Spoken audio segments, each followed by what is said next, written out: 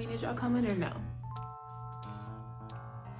Dare I say welcome back to my channel, as in Chew videos? Listen, this is like really an accomplishment for me. Like really. Let's get into it. Shallow.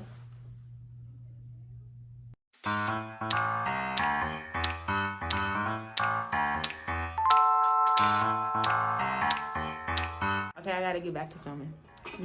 Sorry. I'm essential. I'm essential, sorry. Back to the video. Today's video, we're gonna be talking about the 5 things you need for beginners. 5 easy things that you will need to take full advantage of the full moon. Tip numero uno. The first thing you will need to take full advantage of your very first full moon is faith. You must have faith. You must believe that the things you're going to be speaking and the things you're going to be releasing are going to do just that. They're going to be released and then you're going to receive. Make sure that you have faith. That is the number 1. Second thing, well, this is like a 2-for-1, little 2-piece, pen and a paper. Doesn't matter how big your paper, you can have a Post-it, you can have a notebook. Maybe every full moon you're writing and you're releasing in the same notebook. It's up to you. I just use little Post-its every time a full moon happens because I don't like to overwhelm myself with a lot of things that I want to change and a lot of things that I want to receive. So I like to keep it cute. Short, cute, and to the point. Pen and paper. Hashtag write it out. Number 3. Again, this is for beginners. Candles, incense, or sage.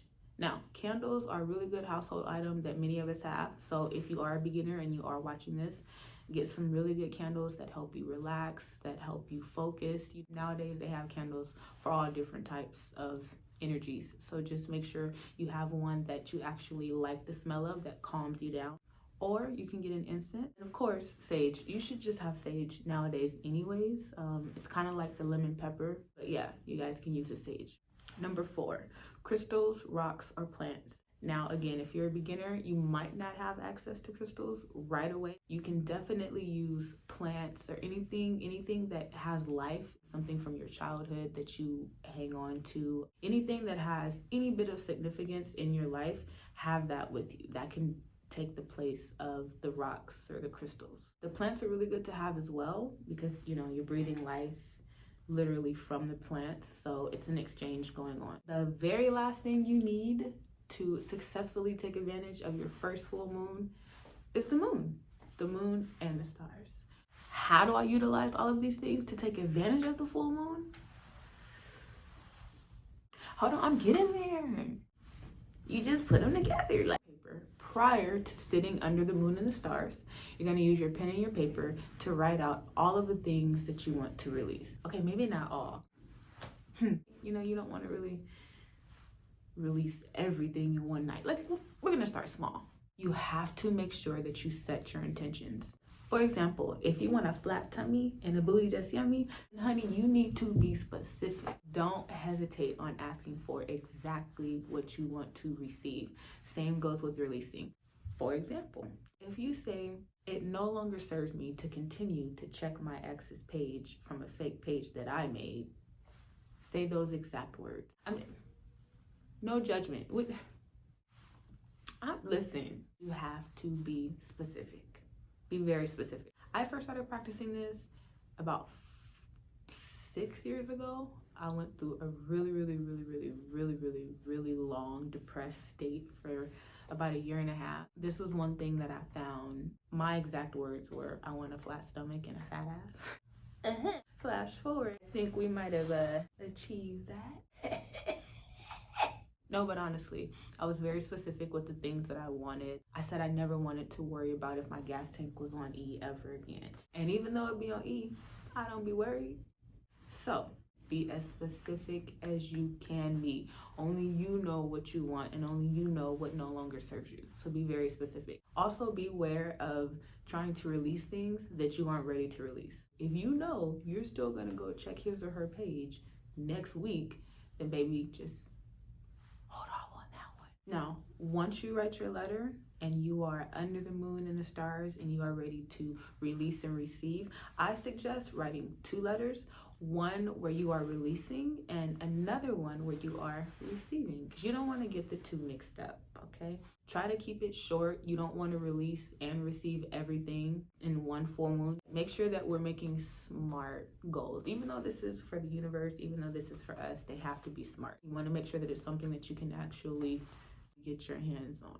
Okay, now the fun part. In order to take full advantage of everything this full moon has to offer, you have to make sure that you are sitting under the moon and the stars. You have your letter, you have your incense or your candles, your sage, you have your crystals, your rocks, or a plant or something that has a sentimental value to you. You have those things close to you and you're ready to start releasing and receiving. Read your list under the moon and the stars. I never have more than 5 things on each list, so I read them over and over and over. I close my eyes. There are a lot of ways that you can incorporate calming mechanisms and meditation styles into your releasing and receiving ritual. Once you're all done releasing and receiving, you're done reading your list aloud, you want to sit there and reflect for a little bit. Give the words that you just spoke into the air, into the universe. Let them find their way, whether they're leaving you, whether they're bouncing up and coming back. You want to make sure that you give yourself time. Don't just read your 5 things and then shoo. No, read your 5 things, relax, reflect, and just enjoy. It'll be so peaceful, I promise you. That's like one of my favorite parts. Now, the aftercare. You must make sure that you practice self-discipline during this time. Now, there are 3 things that I do after releasing and receiving my list under the full moon. The first thing is meditate. Before I get out of bed, I make sure that I don't just jump up and go brush my teeth. I lay there, I give myself at least 3 to 5 minutes of just nothingness. I don't check my phone. I just kind of lay there. I haven't mastered the art of meditation. Just make sure that you have some time where you're either meditating or praying. Second thing I do after I meditate is self-check-in. Bitches, you good? You always got to make sure that you're good. Again, be specific, set your intentions. You might have to write down, hey, make sure you breathe today. Because yesterday I was a little scared. Just make sure that you're setting those intentions and you're writing the things down. And lastly, be accountable, but be nice. You guys are like, myself included, I'm you guys. You guys are like so mean to yourselves. It's so sad. You know, you have to be accountable, but you also have to be nice. Mira, honestly, talk nice to me. You better.